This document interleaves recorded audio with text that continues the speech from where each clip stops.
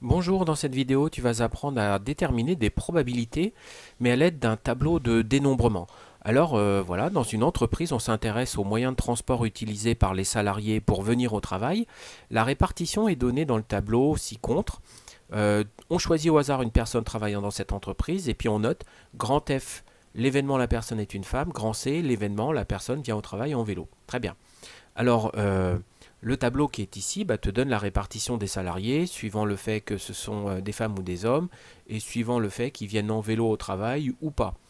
Alors, dans une première question, on te dit déterminer la probabilité de F, la probabilité de C, la probabilité de F bar et celle de C bar.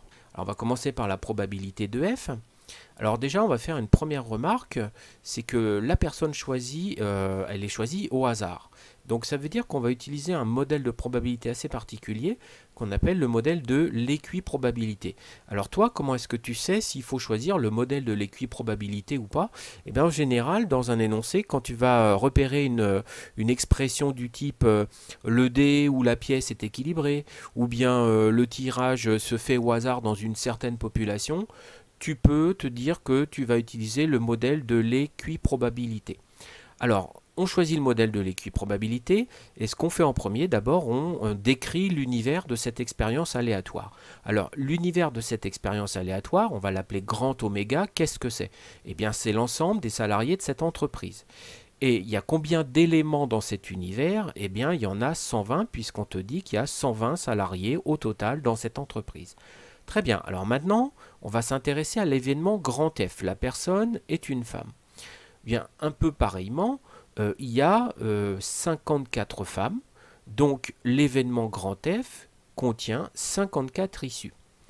Bon, eh bien, puisqu'on est dans une situation d'équiprobabilité, comment tu vas faire pour calculer la probabilité de grand F? Eh bien, tu vas appliquer la formule que tu as dans ton cours.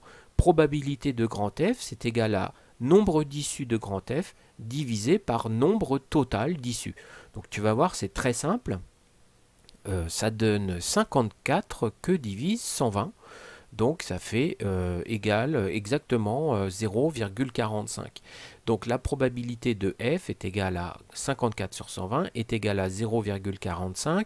Ça te dit que si tu choisis une personne au hasard dans cette entreprise, tu as 45% de chance que cette personne soit une femme. Alors on va passer à la probabilité de l'événement grand C. Donc je te rappelle, c'est la personne vient au travail en vélo. Donc on va utiliser exactement la même façon de travailler. Donc on repère bien la colonne concernée et puis on dit bien il y a 55 personnes qui viennent au travail en vélo. Donc ça veut dire que l'événement grand C contient 55 issues.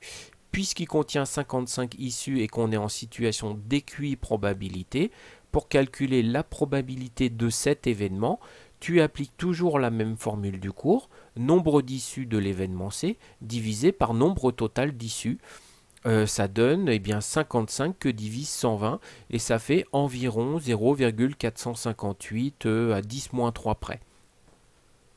Probabilité de l'événement grand F bar. Qu'est-ce que c'est grand F bar? Grand F bar, c'est le contraire, l'événement contraire de l'événement grand F.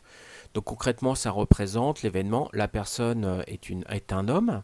Donc il y a 66 hommes dans cette entreprise, ce qui veut dire que l'événement F bar contient 66 issues. Donc même façon de travailler que tout à l'heure, comme on est en situation d'équiprobabilité, probabilité de F bar est égale à nombre d'issues de F bar divisé par nombre total d'issues, donc 66 que divise 120, ce qui donne exactement 0,55. Alors une petite remarque concernant ce 0,55, il y a une autre propriété dans ton cours qui te permettait d'obtenir ce résultat, c'est le fait que la probabilité de F bar est également égale à 1 moins la probabilité de F. Donc on pouvait obtenir ce résultat en écrivant P de F bar égale 1 moins 0,45. Le 0,45 que tu avais obtenu précédemment, donc ça fait 0,55 aussi. Eh bien, il nous reste à calculer la probabilité de C bar. Donc la probabilité de C bar, on va l'obtenir déjà en regardant la colonne concernée. Donc tu apprends qu'il y a 65 personnes dans cette entreprise qui ne viennent pas au travail en vélo. Donc l'événement C bar contient 65 issues. Comme on est en situation d'équiprobabilité, tu écris que la probabilité de C bar est égale au nombre d'issues de C bar divisé par le nombre total d'issues, donc égale 65 que divise 120, ça fait environ 0,542 à 10-3 près. Alors ça c'est un résultat que tu aurais pu obtenir aussi avec la même formule dont on vient de parler. La probabilité de C bar est égale à 1 moins la probabilité de C et tu retrouves le 0,542. Donc voilà, donc en détail la question 1, donc c'est très très rédigé, c'est-à-dire qu'à chaque fois on a répété la personne étant choisie au hasard, on peut choisir le modèle de l'équiprobabilité, mais en fait tu ne l'écris qu'une fois, l'univers tu le décris une seule fois au début et tu donnes son nombre d'éléments une seule fois au début, ça suffira, c'est pas la peine de le répéter 4 fois. Et là tu vas pouvoir accélérer et passer plus rapidement à la question 2. Alors, question 2. Déterminer la probabilité que la personne choisie soit un homme venant au travail en vélo. Qu'est-ce qu'il faut comprendre? Il faut comprendre que la personne choisie au hasard, elle a deux qualités, entre guillemets, c'est un homme et en plus elle vient au travail en vélo. D'accord? Donc il faut regarder à l'intersection de la colonne vélo et de la ligne homme. Voilà. Donc ici, tu as le nombre d'issues de cet événement. La personne choisie est un homme et vient au travail en vélo. Donc il faut calculer cette probabilité-là. Donc ça, c'est ce qu'on appelle une intersection. C'est l'intersection des événements grand C et F bar, de l'événement grand C et de l'événement F bar. 24 salariés de cette entreprise viennent au travail en vélo.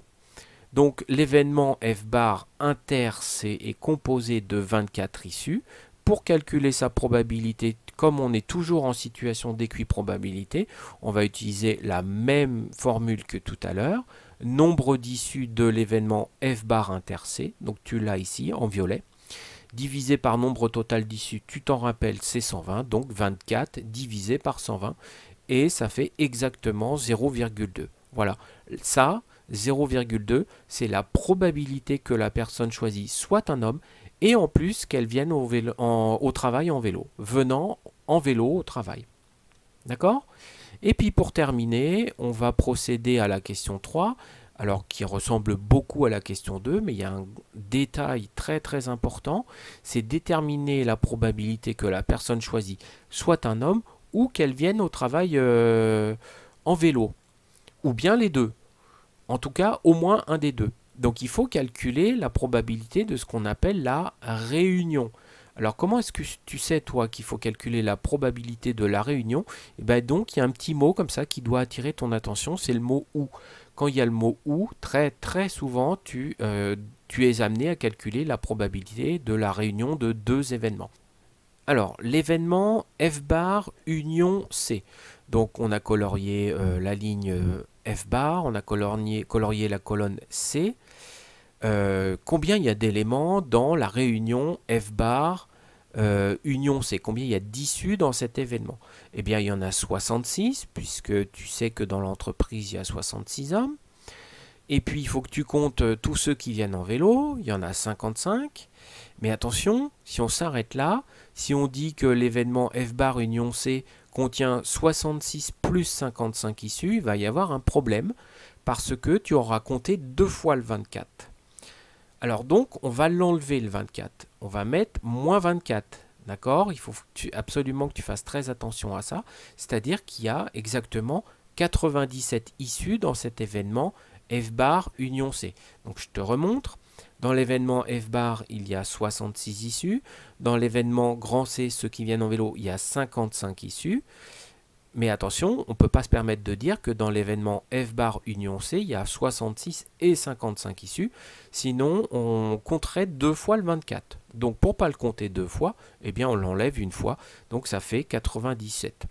97 salariés sont soit des hommes, soit viennent au travail en vélo. Donc pour la probabilité de F bar union C, eh bien, On applique la même propriété que précédemment, nombre d'issues de f bar union c divisé par nombre total d'issues, donc ça donne 97 que divise 120, ça fait environ 0,808. Donc concrètement, quand tu interroges une personne au hasard dans cette entreprise, tu as 80,8% de chances que soit ce soit un homme, soit qu'elle vienne au travail en vélo. D'accord? Et puis, alors, à 10-3 près. Ce résultat, on aurait pu l'obtenir un petit peu autrement, puisque dans ton cours, il y a aussi une formule qui permet de calculer la probabilité d'une réunion.